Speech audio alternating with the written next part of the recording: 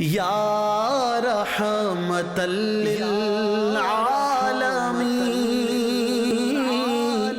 یا رحمت للعالمین، اے والی دنیا دین، یا رحمت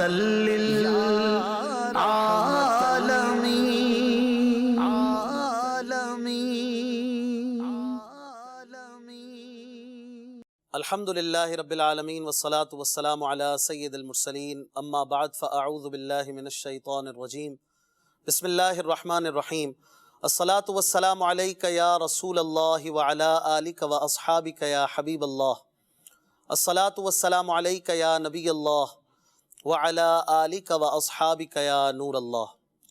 ایک مرتبہ پھر مدنی چینل کے ناظرین سلسلہ رحمت للعالمین کے ساتھ حاضر ہیں۔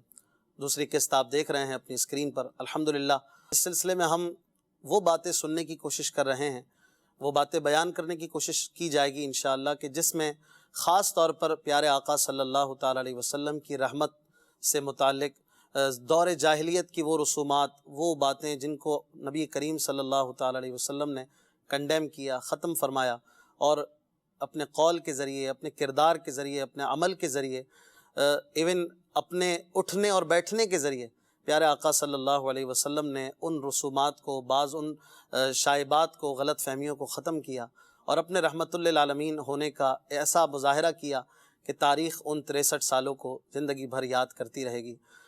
بڑے بڑے مفکروں نے، دانشوروں نے، اپنے ہوں یا غیر ہوں، بڑی بڑی ریسرچ کے بعد، مطالعوں کے بعد اس بات کو مانا، ثابت کیا کہ اسلام از دا ریلیجن آف رائٹس۔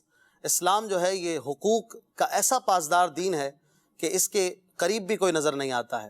اسلام نے ہر کسی کا حق بیان کیا، اللہ پاک کے حقوق، رسول پاک صلی اللہ علیہ وآلہ وسلم کے حقوق، کتاب اللہ کے حقوق، مساجد کے حقوق، ماں باپ کے حقوق، اولاد کے حقوق، ایون اپنے سیلف حقوق، اپنے ذاتی حقوق، اپنے باڈی کے حقوق، یہ بھی بیان کیا، اور خاص طور پر وہ جو کمزور طبقے سے تعلق رکھتے ہیں ان کے رائٹس کو بیان کیا، جیسے کہ جانوروں کے حقوق، عورتوں کے حقوق، اسی میں آتا ہے بیٹیوں کے حقوق۔ دور جاہلیت میں بڑے بڑے غلط کام ہوا کرتے تھے، اس میں سے ایک معاملہ، ایک خرابی یہ بھی تھی کہ لوگ اپنی بیٹیوں کے ساتھ بڑا ناروا سلوک کرتے تھے، یا تو انہیں پیدا ہی نہ ہونے دیتے، پیدا ہو جاتی تو زندہ دفنا دیتے، کوئی گرم پانی میں ڈال دیتا، کوئی کنویں میں پھینک دیتا، کوئی سمندر میں، دریا میں ڈال دیتا، بعض لوگ گرم دودھ میں ڈال دیا کرتے تھے۔ اس طرح سے یہ رسومات چلتی آ رہی تھیں، اور محبوب کریم رحمت للعالمین صلی اللہ علیہ وآلہ وسلم نے اپنے کس انداز سے اور کس خوبی کے ساتھ اس غلط رسم کو بھی ختم فرمایا، بلکہ ایسی ذہن سازی فرمائی، ایسی تربیت فرمائی کہ بیٹیوں کے حقوق لوگوں کے دلوں میں رچ بس گئے، ایسی تعریفیں، ایسی فضیلتیں بیٹی کو پالنے والوں کے لیے بیان فرمائیں کہ دنیا جو ہے وہ بیٹیوں سے محبت کرنے لگی۔ بیٹیوں کے حقوق کے حوالے سے اسلام نے کیا کوشش کی، پیارے آقا صلی اللہ علیہ وسلم کے رحمت للعالمین ہونے میں یہ بھی ایک بہت بڑا ایک حصہ ہے۔ آج انشاءاللہ عز و جل ہم اسی حوالے سے مدنی پھولوں پر کچھ ڈسکشن کریں گے۔ ہمارے ساتھ اس سلسلے کی رونق ہیں قبلہ مولانا محمد عمران اتاری دامت برکاتہم العالیہ، ماشاءاللہ معاشرتی سوشل ایشوز پر بڑی گہری نظر بھی رکھتے ہیں، بڑی ماہرانہ گفتگو فرمایا کرتے ہیں۔ آج انشاءاللہ ہم ان سے اس حوالے سے رحمت للعالمین صلی اللہ علیہ وسلم کے عظیم کردار کے اس پہلو پر انشاءاللہ مدنی پھول لیں گے۔ حضور آپ کو ویلکم کہتے ہیں، کیا فرمائیں گے بیٹیوں کے حقوق کے لیے اسلام نے اور رحمت للعالمین صلی اللہ علیہ وسلم نے کیا کردار ادا فرمایا؟ الحمدللہ رب العالمین والصلاة والسلام علی سید المرسلین۔ ظاہر ہے کہ ایک جب سمجھانے والا نہ ہونا تو خرابیاں بڑھتی چلی جاتی ہیں۔ صحیح۔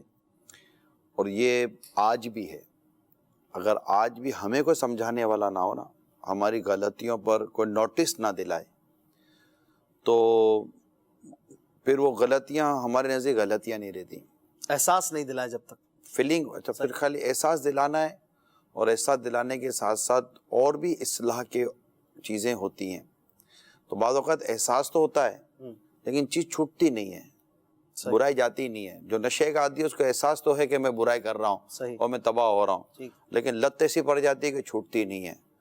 تو ایک ہے احساس دلانا، پھر احساس دلانے کے ساتھ ساتھ اس طرح کی کوشش کرنا اور اس طرح کی اس کے ساتھ انداز اختیار کرنا کہ وہ اس برائی سے نکلے. واہ.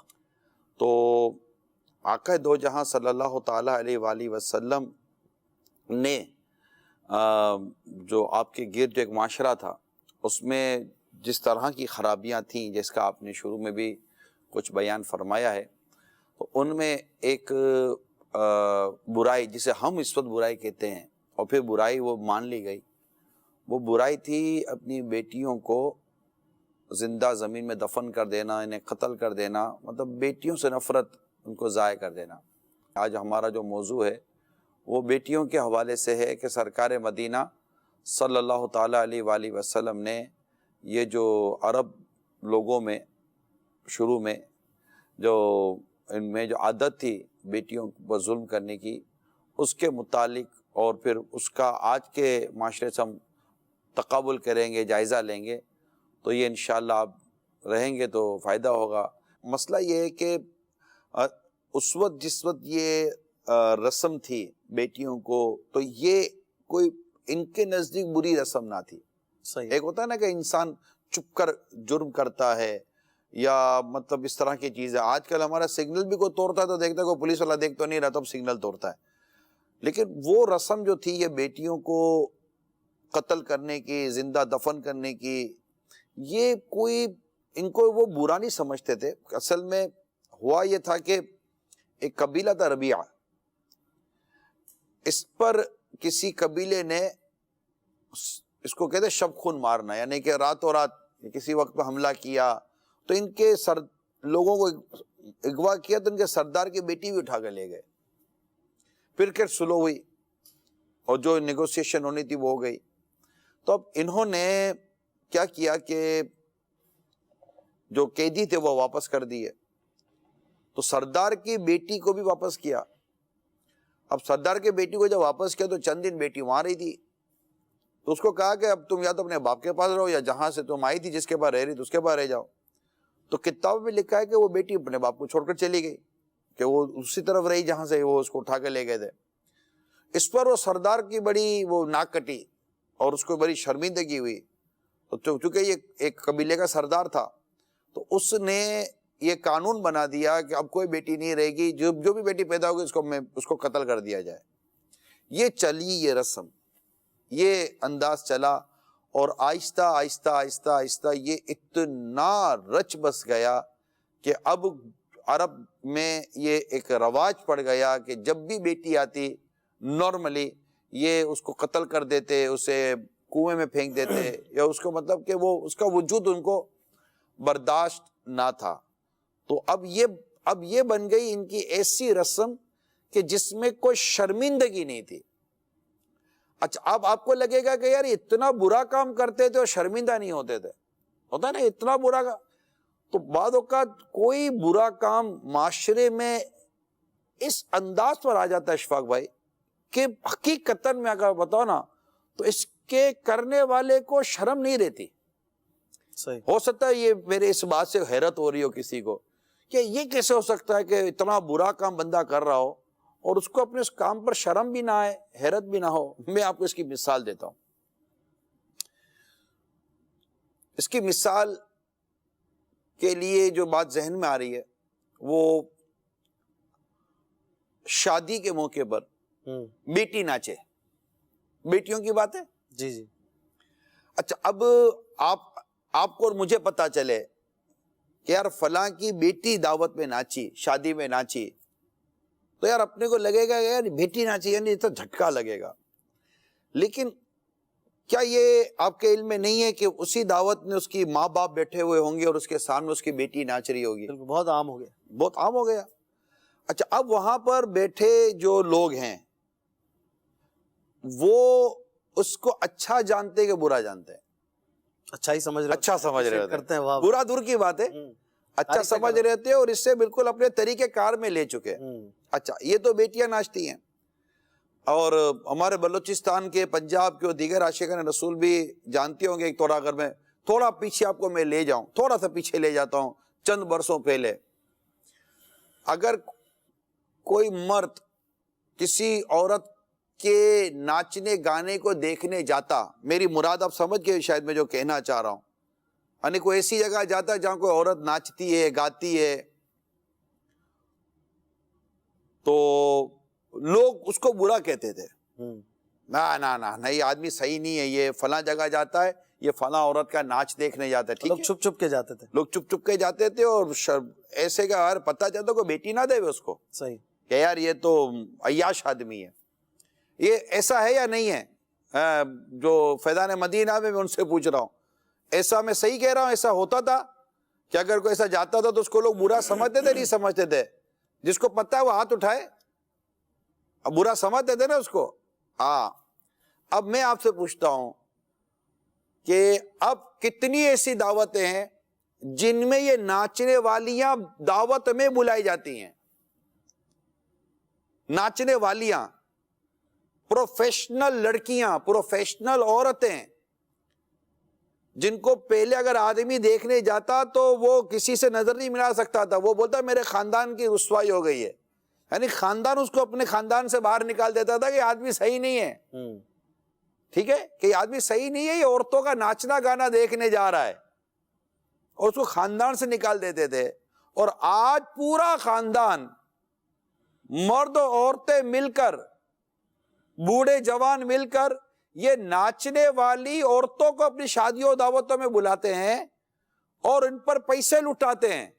یہ وہاں جا کر پیسے لٹاتا تھا تو اس کے بارے میں لوگ برا کہتے تھے، آج اسی ناچنے گانے والی لڑکیوں کو اس کی پوری ٹیم کے ساتھ یہ عزت دار کہلانے والے خاندان اور گھرانے اپنی دعوتوں میں بلا رہے ہیں، اور یہ ناچنے والی لڑکیوں پر اپنی دعوتوں میں، اپنی شادیوں میں سب مل کر پیسے لٹا رہے ہیں، اور اس کے علاوہ ماں بہن بیٹیاں بیٹھی ہوئی ہیں اور اس ناچنے والی کے ساتھ اپنی بیٹی کو نچوا رہے ہیں، اپنی بیوی کو نچوا رہے ہیں، اپنی ماں کو نچوا رہے ہیں، بچ گئی تو ساس بھی ناچ رہی ہے، پھر بچ گیا تو وہ بوڑھا سسر بھی، چچا صاحب وہ بھی ناچنے میں لگ گیا ہے، تو پتہ چلا کہ پھر وہ دلہن کا ہاتھ پکڑ کے بھی نچواتے ہیں، تو دولہا بھی مطلب کہ ناچ رہا ہے، یہ سارا ناچنے والا خاندان جمع ہو گیا، یہ سارا ناچنے والا خاندان جمع ہو گیا، اور یہ سارے لوگ معاشرے کے عزت دار کہلانے لگے۔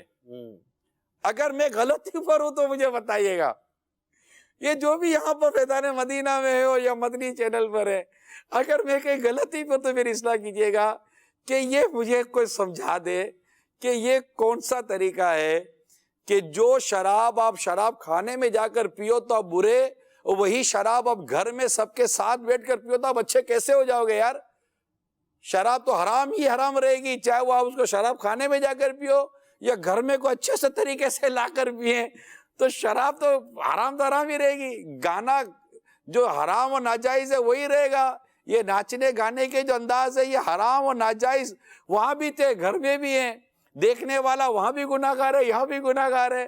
تو مجھے یہ تھوڑا سا سمجھا دے، اے معاشرے کے عزت دار کہلانے والے لوگوں، اور اپنے خاندانوں میں ناچنا گانا اور شادی بیاہ میں ناچنے گانے کو پورا ایک ایونٹ بنا لینے والوں، یہ مجھے بتا دو کہ اس کو کوئی تو نام دو کہ یہ آج سے کچھ برسوں پہلے یہی کام ہمارے معاشرے میں کرنے والا معاشرے کا برا، بے غیرت اور بے شرم انسان کہلاتا تھا، آج وہ کام پورے ماڈرنائز ہو کر، گلیمرائز ہو کر اور بڑے اچھے انداز ہو کر آج آپ کی شادی کا ایک ایونٹ بن گیا ہے، اور وہ کہلا گیا آپ کا ایک عزت دار اور مہذب والا انداز۔ مطلب میں سمجھ نہیں آ رہی کہ میں اس کو کیا نام دوں۔ تو بات چلی تھی وہاں سے کہ ایک چیز جو بری ہے مگر وہ کیسے معاشرے میں بری نہیں رہتی، اچھی ہو جاتی ہے، اور وہ طریقہ بن جاتا ہے، وہ رسم بن جاتی ہے۔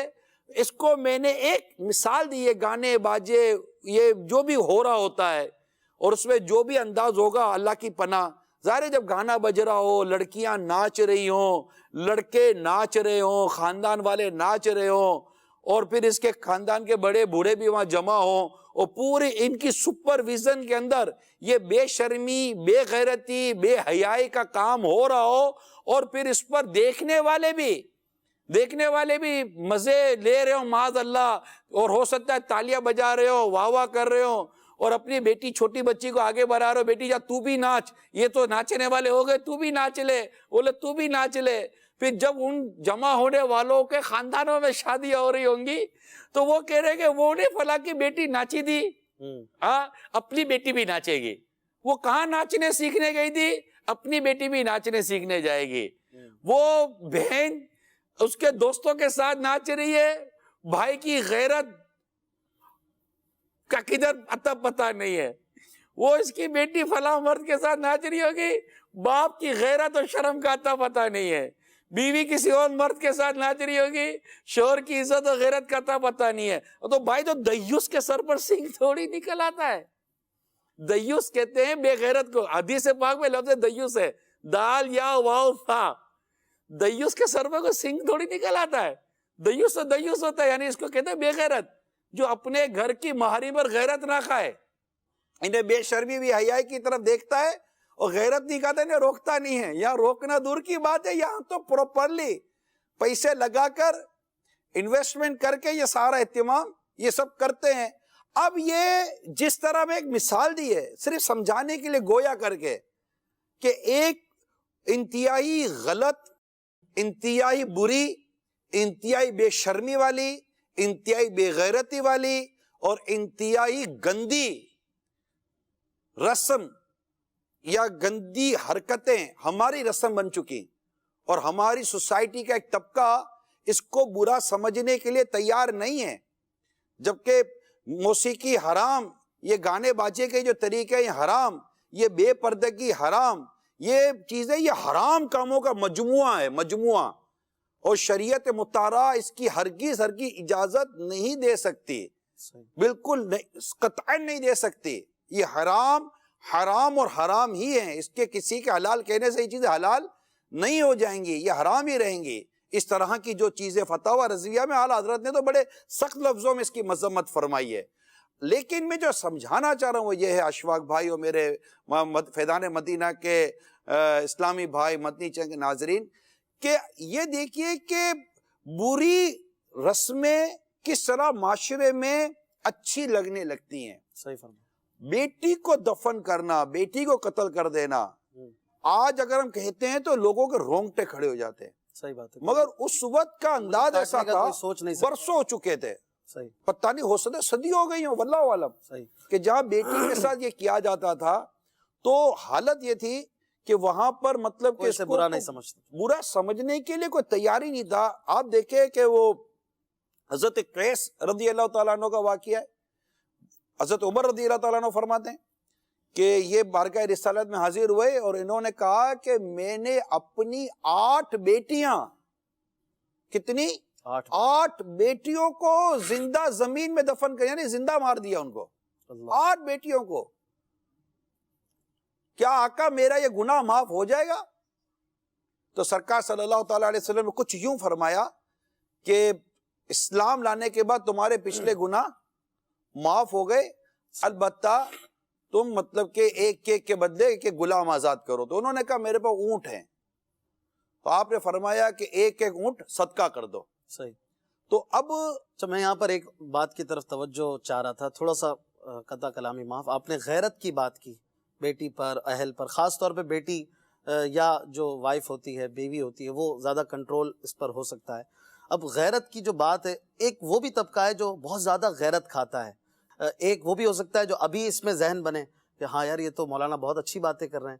اب کیا ذہن بننے کے بعد آگے چل کر اس غیرت کو آگے امپلیمنٹ کرنے کا طریقہ کیا ہے؟ غیرت کے نام پر بعض غلط کام بھی ہو جاتا ہے۔ غیرت کھانا اپنی جگہ پر ہے، غیرت تو ہونی چاہیے انسان میں، لیکن اب یہ غیرت پر تھوڑا غور کرے کہ میرے بچوں کی امی کو، میری بیوی کو تو میں کسی کو نہ دیکھنے دوں، اور صحیح ہے، کوئی غیر محرم کیسے دیکھے، اور وہ کہیں باہر نہ نکلے، اور میں ایسا غیرت مند کہ میں دوسری شادی دعوتوں میں جا کر میں دوسری عورتوں کا ناچنا گانا دیکھوں گا، ان کی بے پردگی میں دیکھوں گا، تو یہ مطلب کہ یہ سمجھ نہیں آتی کہ یہ آتی جاتی غیرت کیا ہے، یہ مطلب کہ یہ آن آف کا سوئچ کیا ہے، تو یہ مطلب کہ وہ لوڈ شیڈنگ غیرت کون سی ہے کہ کبھی غیرت آئی کبھی چلی گئی، اور بیوی کے لیے ساری غیرتیں ہیں، ہونی چاہیے، وہ غیرت درست ہے، مگر اس میں ظلم نہ ہو، زیادتی نہ ہو، مار پیٹ نہ ہو۔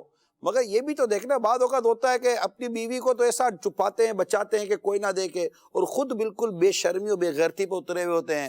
خود کو مطلب کہ لڑکیاں دیکھنی ہوتی ہیں، بے شرمی کرنی ہوتی ہے، بے حیائی کرنی ہوتی ہے، اور کچھ کرنا ہوتا ہے۔ تو ٹھیک ہے، آپ کی بیوی کو، آپ کی بہن کو، اس طرح آپ کی ماں کو غیر محرموں سے بچانا، بے پردگی سے بچانا بہت اچھی بات ہے، لیکن اگر یہ غیرت کی وجہ سے ہے اور آپ واقعی چیز کو برا سمجھو تو آپ کیوں کر رہے ہیں؟ اب دیکھنا یہ کہ یہ غیرت ہے کہ شک ہے۔ صحیح، غیرت اور شک میں فرق کرنا پڑے گا اشفاق بھائی، بہت اچھی، کہ آپ جو اپنی بیوی بچوں کو جو غیر مردوں سے روک رہے ہو اور ان کو روک رہے ہو اور ہرا ہڑیاں کر رہے ہو اور اس میں گھر میں چیخو پکار کر رہے ہو، اگر واقعی یہ شرم و غیرت کی وجہ سے بہت اچھی بات ہے۔ اگر یہ شک کی وجہ سے ہے تو وہ غیرت، یعنی حدیث پاک میں ہے، احیاء العلوم میں امام غزالی نے حدیث پاک کو نقل کیا ہے، اگر وہ غیرت جو آپ، یہ ایسی غیرت جو آپ کی بیوی، یا ایسی غیرت جو عورت پر تہمت لگا دے، اس غیرت کو اللہ پسند نہیں فرماتا۔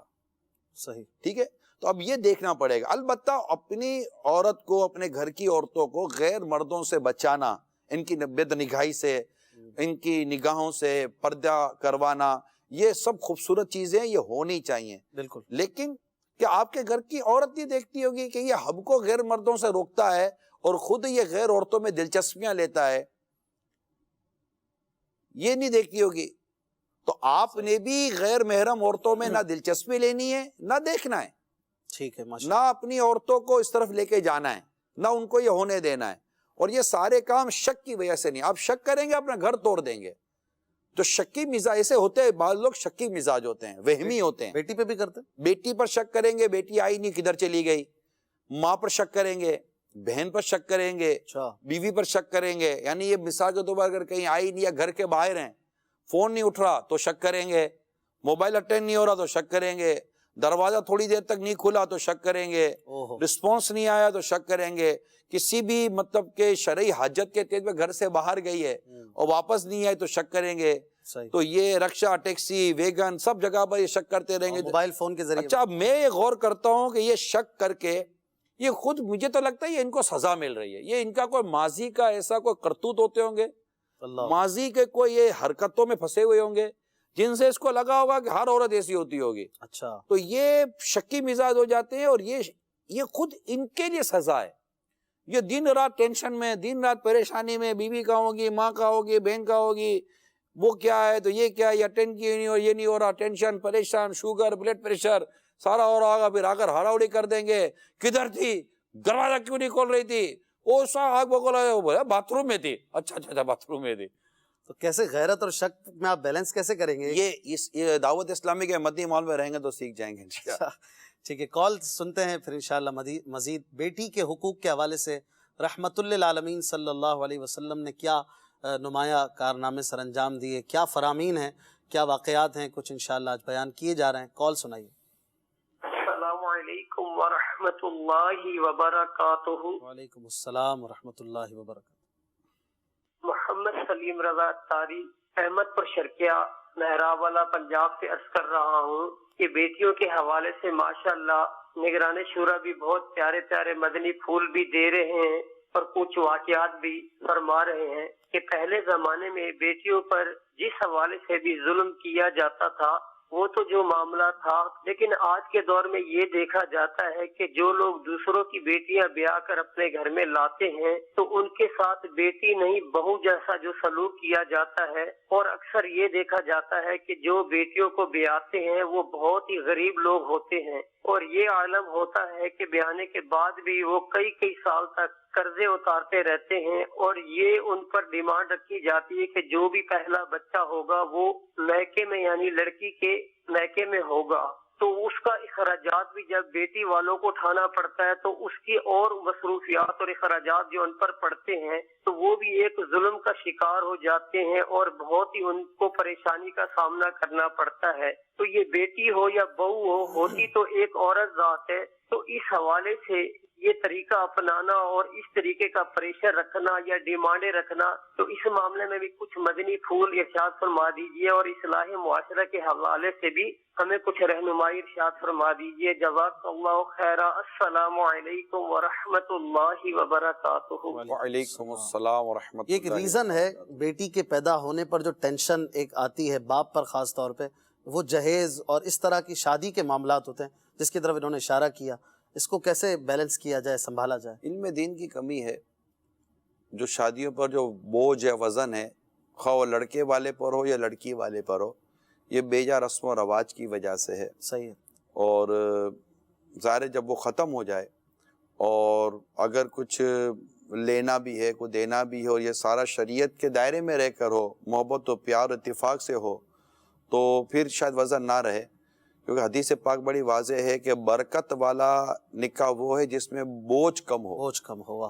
تو یہ برکت والا نکاح جو آقا خود فرمائیں، بوجھ کم ہو، اس میں یہ ہوتا ہے کہ طرفین یعنی لڑکی اور لڑکے والے مقروض نہ ہو، اچھا، اور ان پر مالی بوجھ نہ پڑے۔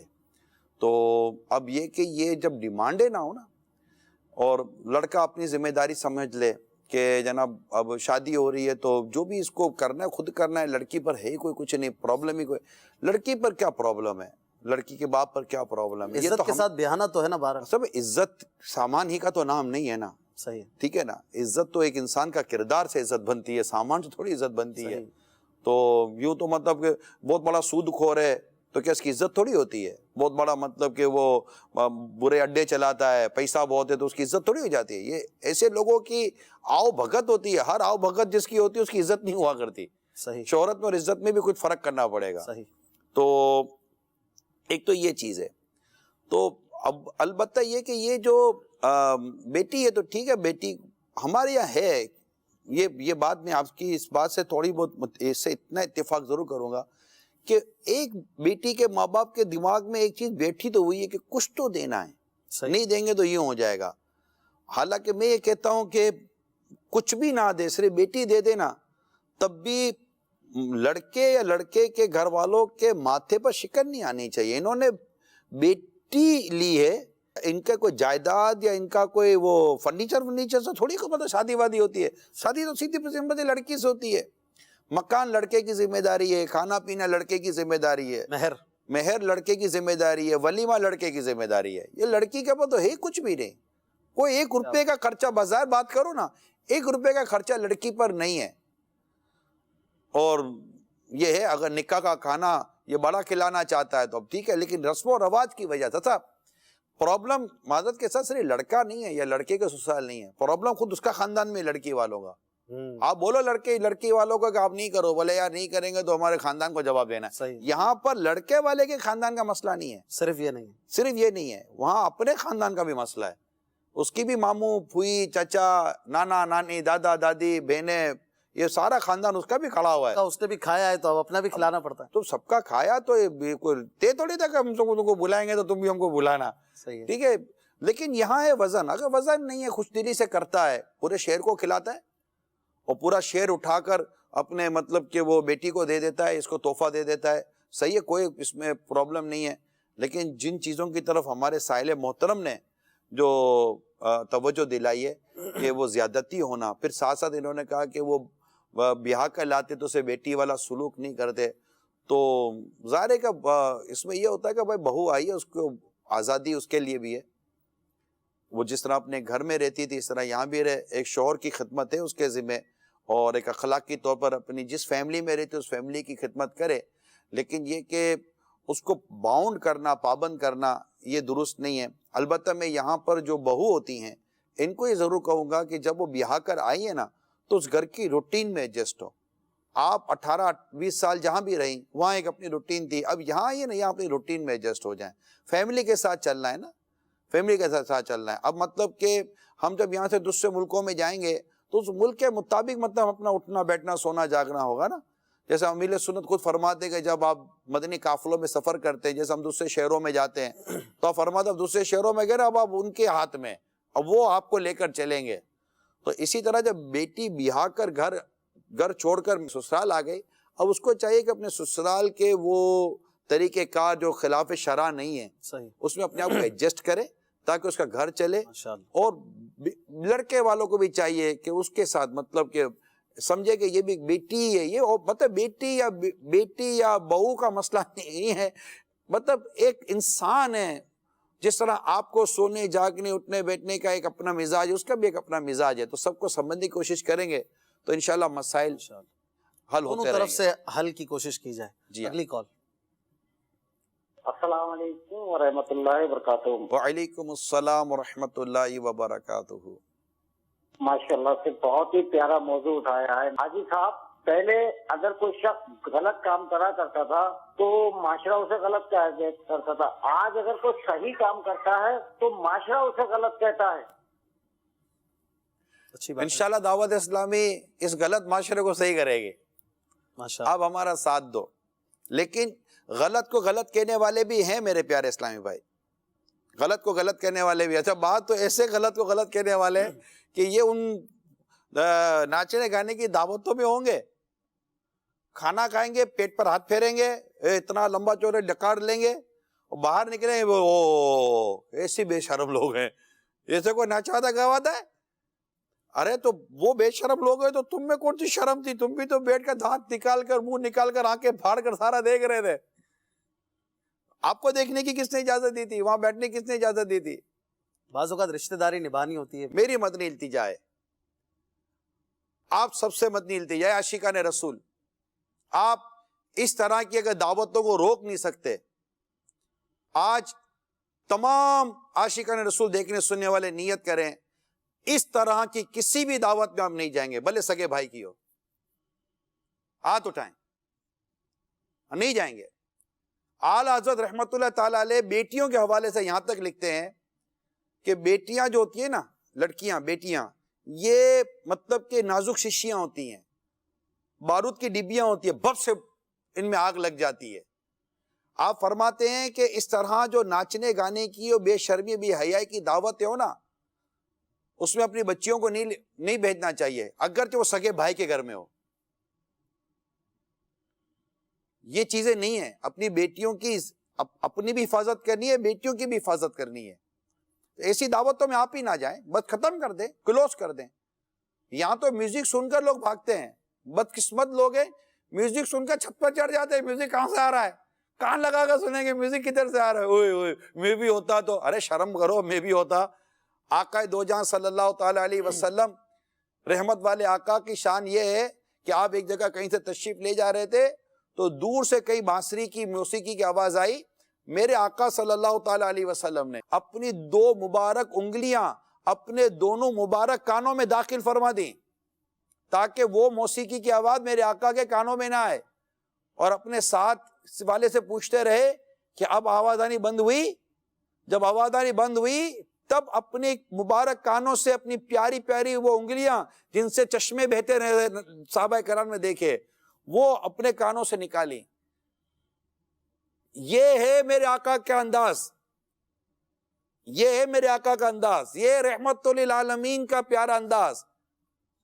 اور آج بدقسمتی کے ساتھ آقا صلی اللہ تعالی علیہ وسلم کا جشن منانے کے لیے بھی جو لوگ تیار ہیں اور عشق رسول کا دعویٰ بھی کرتے ہیں, وہ اپنے کانوں میں انگلیاں ڈالنے کے بجائے کہ موسیقی آواز نہ آئے, اپنے کانوں میں ہیڈ فون ڈال کر موسیقی سنتے نہیں سنتے. شرم نبی, خوف خدا, یہ بھی نہیں وہ بھی نہیں. بتائیں آپ, یہ حال ہے. تو آپ آج یہ نیت کر لو, اے عاشقان رسول, اے عاشقان میلاد, نیت کریں اس طرح کی کوئی بھی گناہ بری گانے باجے کی دعوتوں میں, ناچنے گانے کی دعوتوں میں نہ جائیں گے, نہ اپنے خاندان کو لے جائیں گے.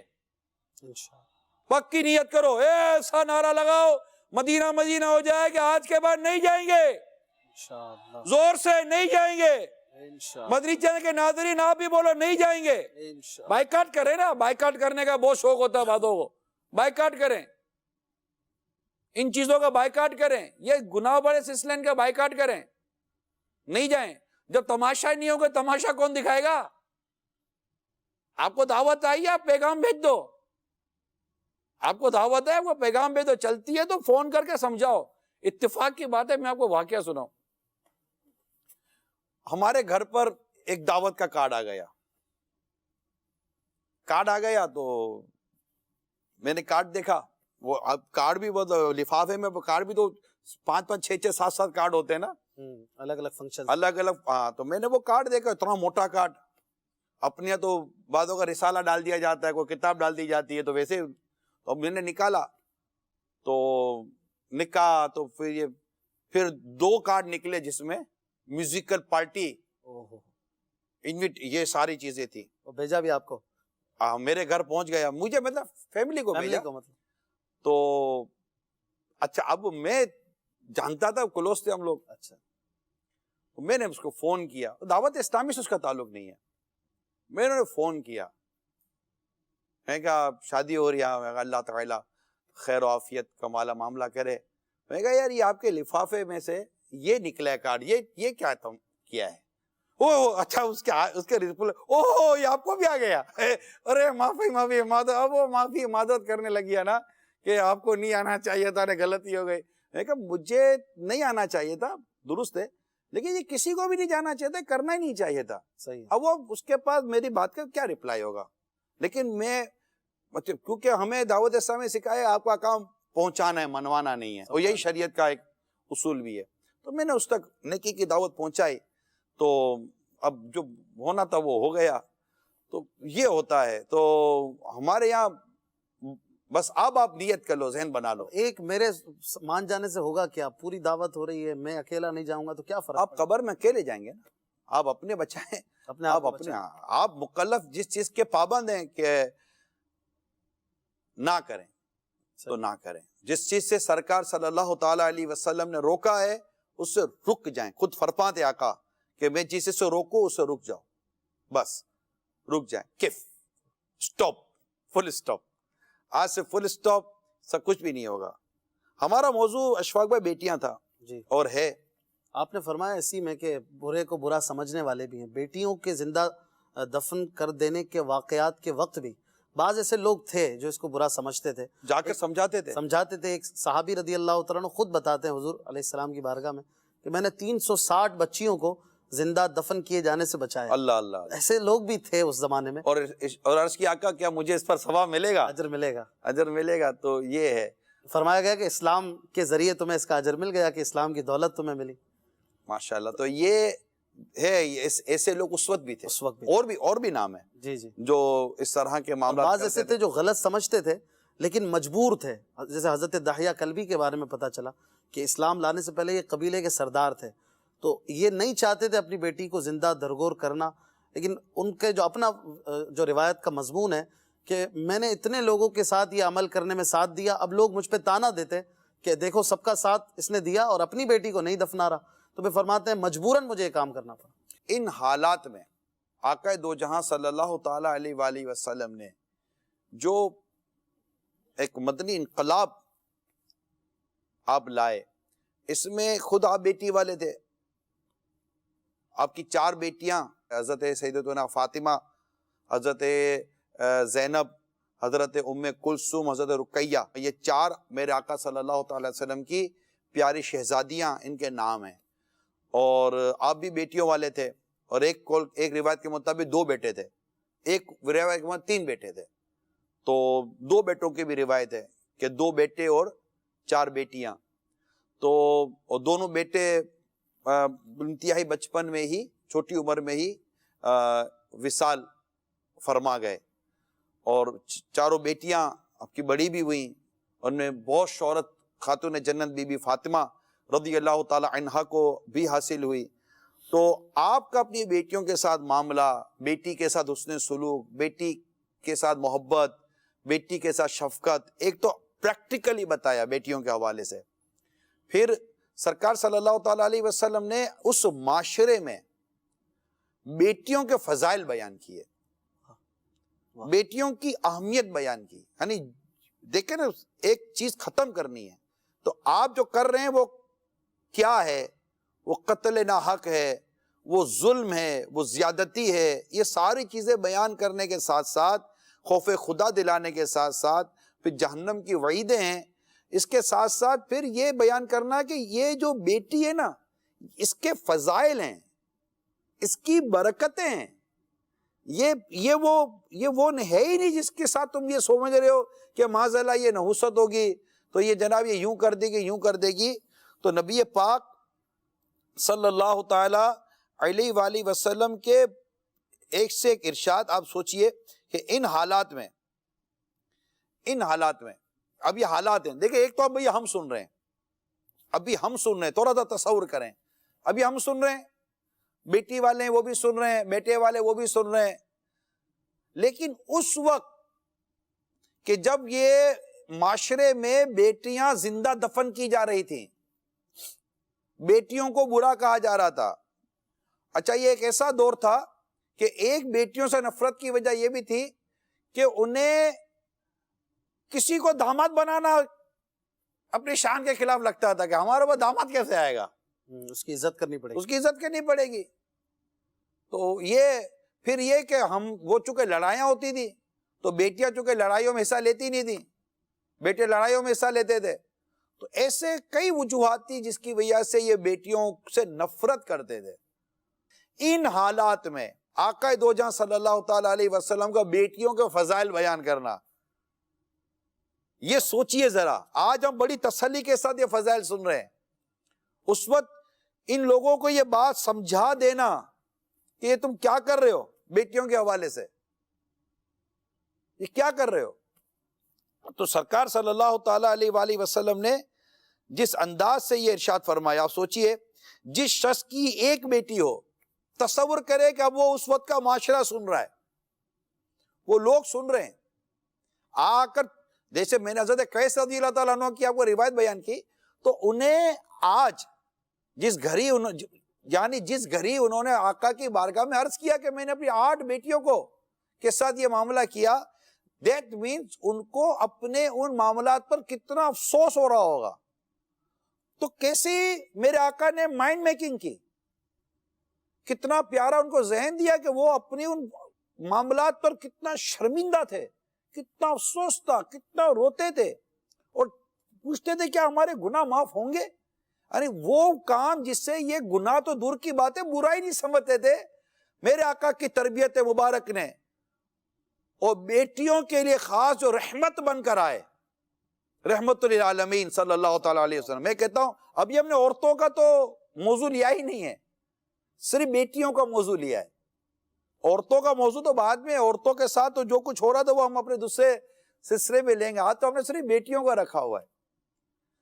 تو ایسے معاشرے میں میرے آقا صلی اللہ تعالی علیہ وسلم نے جس انداز پر تربیت کی، اور ان بیٹیوں کو جو آج بڑی ہو کر بے پردہ ہوتی ہیں اور اسلام کے اصولوں کو ماننے سے منع کر دیتی ہے بدقسمتی کے ساتھ، اگر یہ بیٹیاں سوچیں کہ یہ تو وہ بیچاری وہ طبقہ تھا جنہیں اس وقت کے لوگ زندہ زمین میں دفن کرنے چاہیے نہیں تھی، میرے آقا نے انہیں کیسی زندگی دے دی، انہیں عزت دے دی اور ان کی پرورش پر بشارتیں دے دی، ان کی ولادت پر بشارتیں دے دی۔ جی ہاں، اب سنیے کہ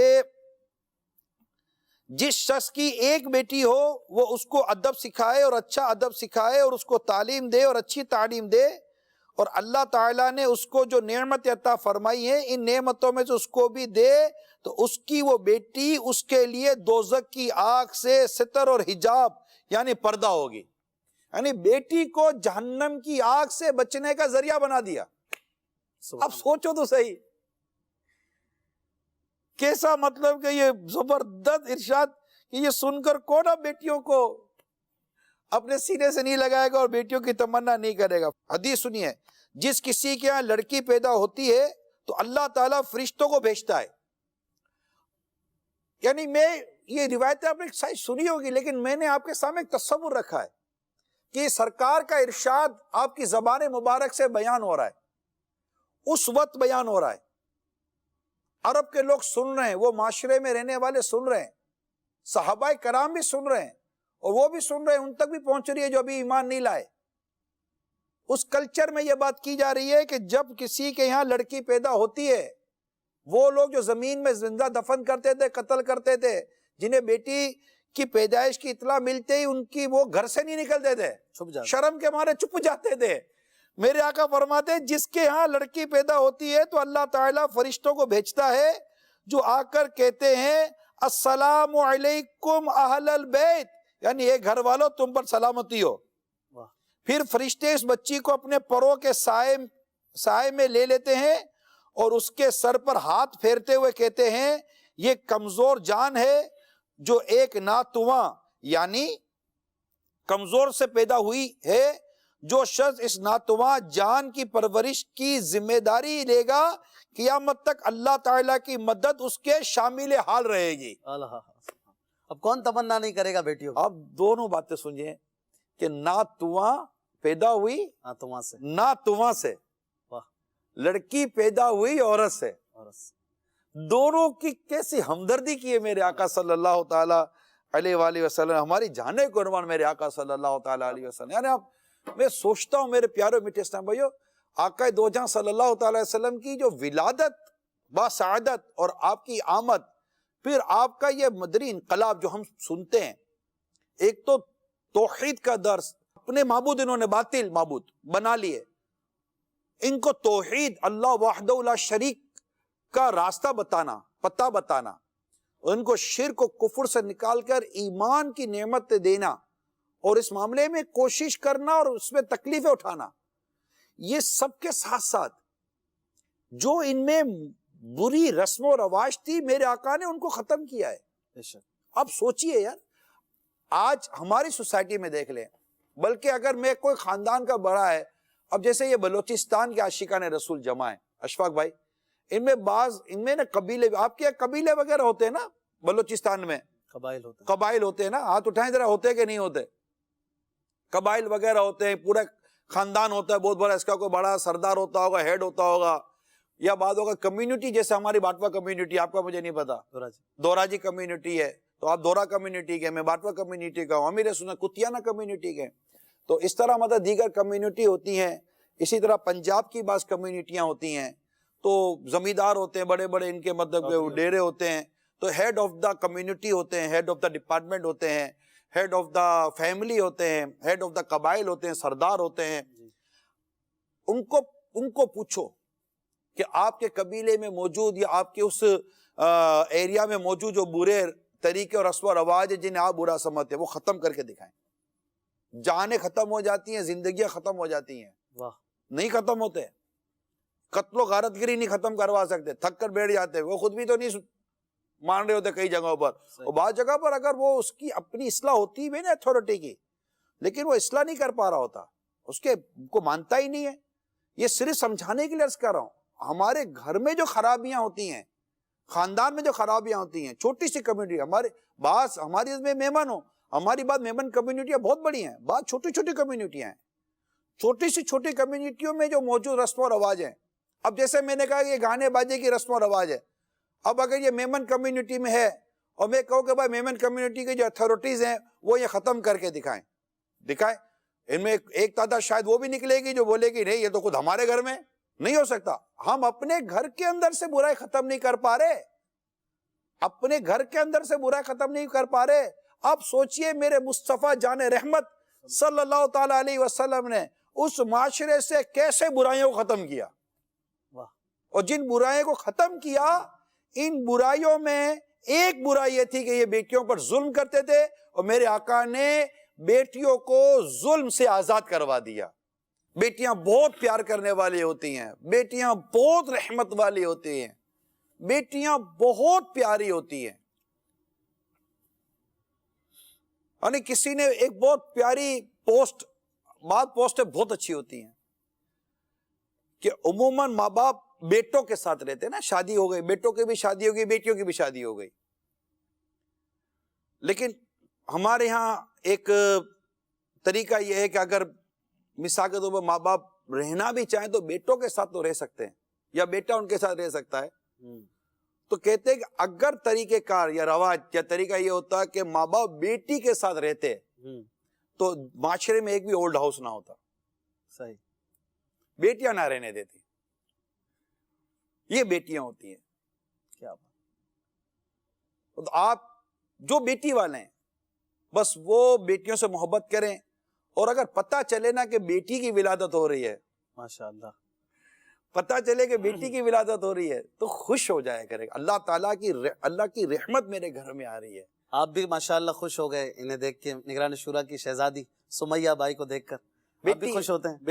بیٹیاں اصل میں بیٹیاں ماں باپ کو خوش کرتی ہیں، میں نے دیکھا ہے۔ اچھا، بیٹے بھی خوش کرتے ہیں، بیٹے بھی بہت خوش کرتے ہیں، مگر بیٹیوں میں ایک بالخصوص میں نے دیکھا ہے کہ والد کے لیے اچھا، ایک مختلف قسم کی ہمدردی ہوتی ہے، اور یہی اچھا بیٹا ہے نا، اس کو ماں کے ساتھ زیادہ ہمدردی ہوتی ہے، یہ بھی دیکھا گیا، یہ تھوڑا سا ہے۔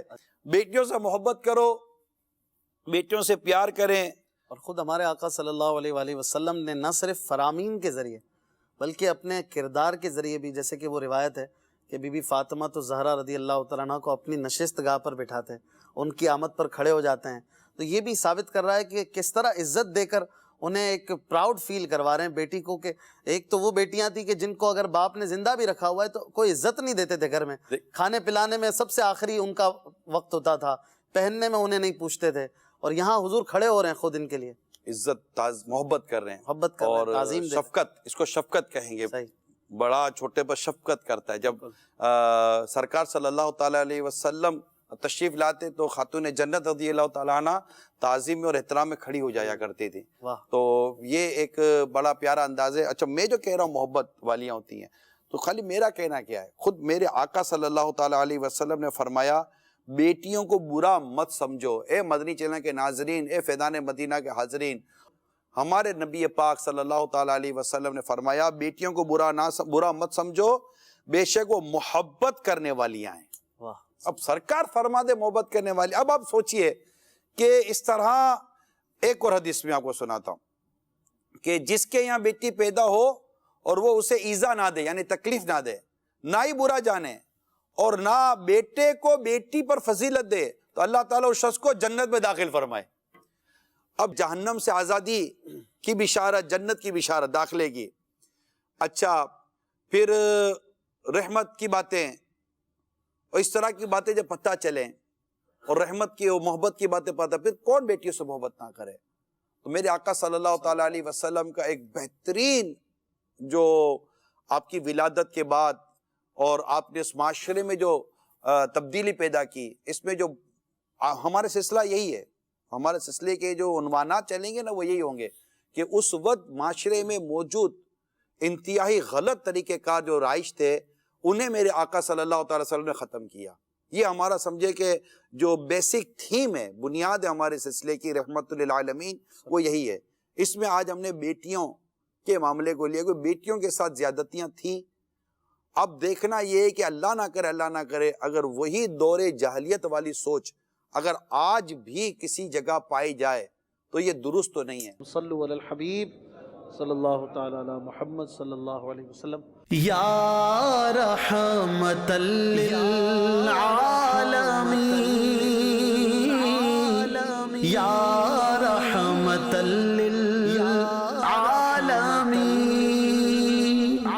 اے والی دنیا دی، یا رحمت للعالمین،